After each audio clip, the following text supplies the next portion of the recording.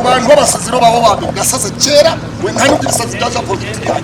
jewe ndi umuntu wa Rwanda Jean Paul n'ukukije Israel by'Imarungi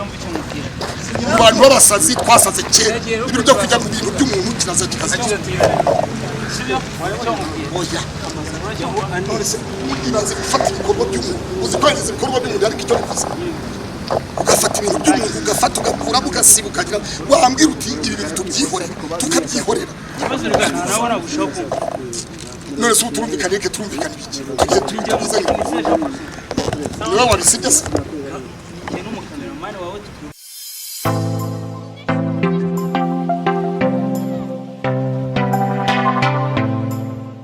What's up, Kigali, Rwanda? Call me the teacher in the city, the vibe manifesta, the reader in the jungle, the dreamer in the struggle, the voice in the silence. Unyite ruti kanga, ruti janda, rwema w'intwari. Mbarusha Imana, ninge shongore baririmba mu ikotaniro nkaba ruti kuranshoro rwa mpabuka, ninge muhungu muhanga ku muheto. Amakuru ahari, uwitwa Pastor Claude agize cyaterano igipfunsi n'umwe mu bakozi ba BTN TV Rwanda ku rukiko rwa Nyamata uwo barwanaga no bita Jean Paul bapfaga icyo abagabo bararwanya ivumbi riratumuka. Ngire ngo wenda reka mbanze nkine aka video wumve uko bigenze ariko abantu subjazana mashini urumva tujye tubwizanya ukuri ibi namwe mushyire mu gaciro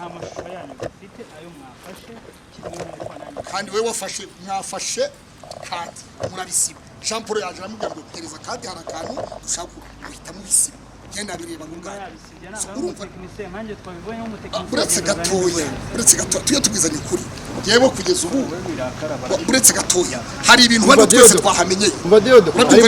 hari ibintu twese hano twahamenye niba ari umuceri uvuga tumero kwa shehe bahame ku Jean Paul twese hano hari byo twahamenye nyine umva mubwiye banza wumve twese hari byo twamenye hano ku rukiko ubaze kwa shehe Jean Paul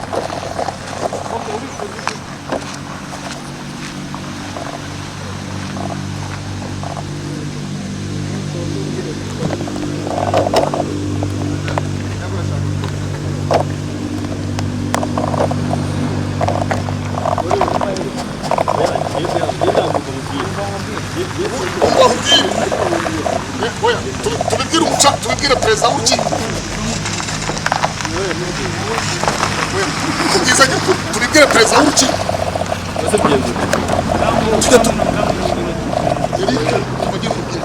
abantu b'abasazi rero babo babe gasaza kera we nta n'ubwo ibisazi bya Jean Paul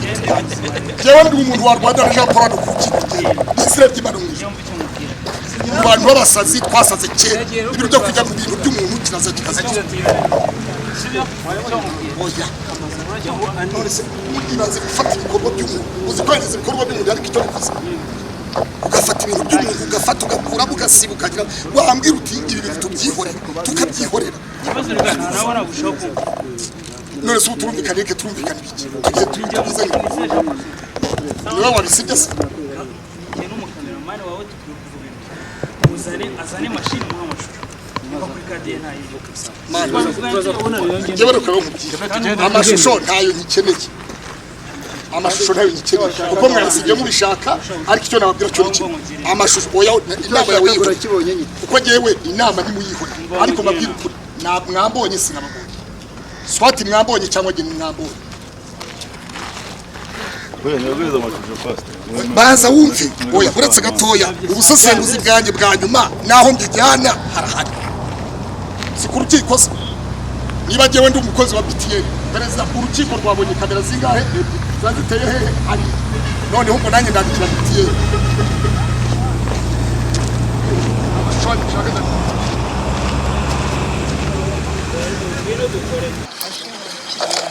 ati nge nasaze kera mu basazi ndo wa mbere numwe mu bantu barwanira hano ivumbi rigatumuka. Byagenze bite rero?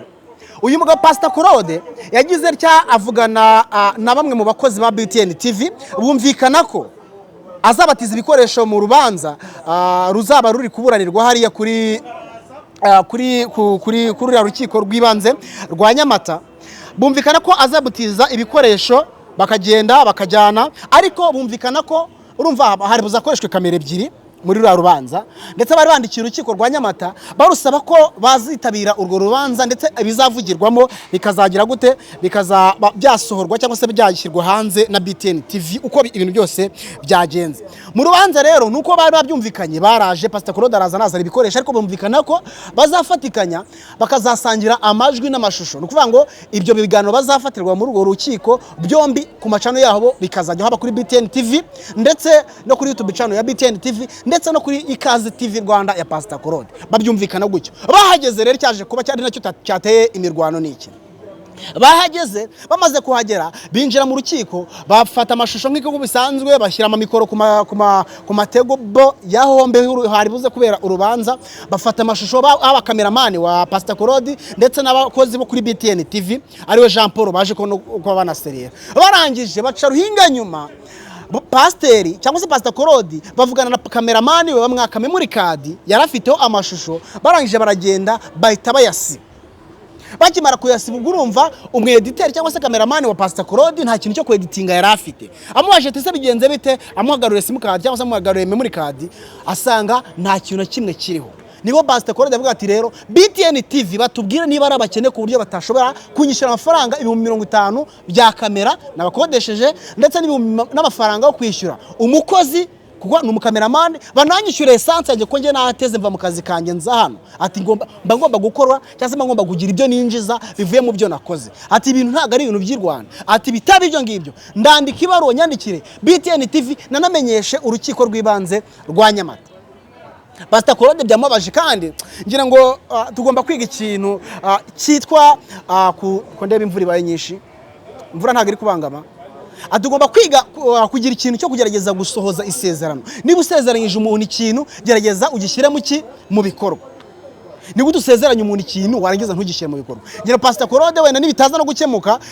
aziyambaza amategeko ko ndakeka ibyo bintu amategeko yabikurikirana. Niba usezeranye n'umuntu ukamuvukana ikintu ukamukodesha warangiza nyuma ukamuhinduka rero ntago ari ibintu by'u Rwanda rwose. Banyarwandakazi dufatikanye ibintu tugeye tubica. Hari n'abantu usanga umuntu akugurije amafaranga mwumvikanye ko azakwishyura ariko igihe kirageze arakwigaramye. Ibi ngibi rwose neza ndabisanisha n'ibi ngibi byawe kuri Pastor Claude. Yumvikanye n'umuntu ndetse no n'ikigo gikomeye nka kiriya BTN TV ni ikigo kinini kumvikana n'ikigo nka kiriya barangiza bagaca ruhinga nyuma